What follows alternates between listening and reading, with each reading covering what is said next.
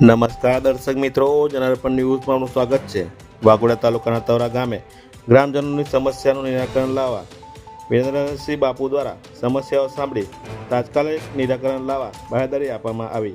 આજરોજ આપના બાપુ આપને દ્વાર કાર્યક્રમ અંતર્ગત તવરા આકડિયાપુરા વેજલપુર ગામે વાઘોડિયાના 136 વિધાનસભાના ધારાસભ્ય શ્રી ધર્મેન્દ્રસિંહ વાઘેલા બાપુના ભાઈ શ્રી વિરેન્દ્રસિંહ જાડેજા બાપુ, વડોદરા જિલ્લા ભાજપના મહામંત્રી હરિકૃષ્ણભાઈ પટેલ, નવા તાલુકા પ્રમુખ જયભાઈ જોશી તેમજ બાપુની ટીમ પુરવઠા વિભાગ તલાટી સાથે ગ્રામજનોની સમસ્યા જે રોડ, રસ્તા, ગટર લાઇન, પાણી પુરવઠા વિભાગને લગતી સમસ્યાઓ સાંભળ્યા બાદ આ સમસ્યાઓને વહેલી તકે ઉકેલ લાવવા તેવી ખાતરી આપી।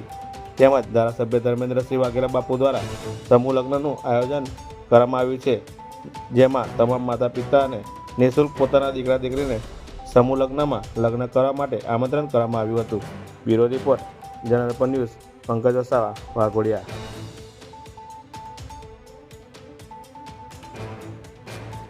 शक्ति जिंदाबाद, नारी शक्ति जिंदाबाद, फूल नहीं गिरधारी है, नारी शक्ति है, हम भारत की नारी है, भारत की नारी है।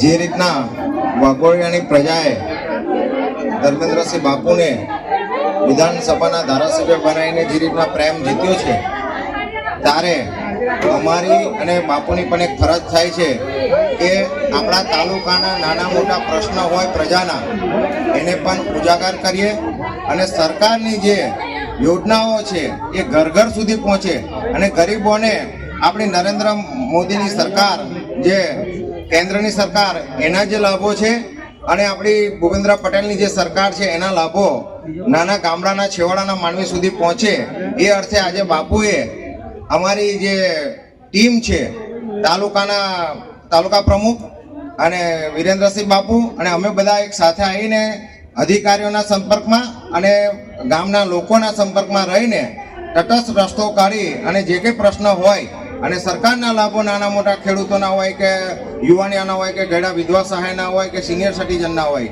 એ પ્રશ્નને ઉજાગર કરવા આજે અમે ગામના સંપર્ક આવ્યા છે। આ રીતના અમે વાઘોડિયાનો આખી વિધાનસભાનો પ્રવાસ કરી અને પ્રજાના પ્રશ્નોને વાંચા આપીને સરકાર સુધી પહોંચાડવાનો પ્રયત્ન કરીને એનો નિકાલ કરવાનો એ માટે આજે ભેગા થયા છે। ગ્રામ લોકોની મુખ્ય માંગ શું છે? ગામ લોકોના એક પ્રશ્ન પીવાના પાણીનો છે, એક મુખ્ય માર્ગ છે, અને બીજો હમણાં ખેડૂતો દ્વારા મનરેગાના જે ખેડૂતના કાચા રસ્તાઓ છે, એ ડંખેડાથી લઈને ટવરા નવી નગરીનો જે રસ્તો છે એની પણ એક માગણી આવી છે। એ પણ અમે તલાટી સાહેબને કીધું કે આનો ઠરાવ કરીને તમે આપો અને ડંખેડા પંચાયત એનો ઠરાવ કરીને આપે, તો આ બંને એસ્ટિમેટ બની અને જિલ્લા પંચાયત દ્વારા એનું આ કામગીરીની શરૂઆત થાય। જ્યારે બંનેના એસ્ટિમેટ બને તો આના કામ થઈ જશે।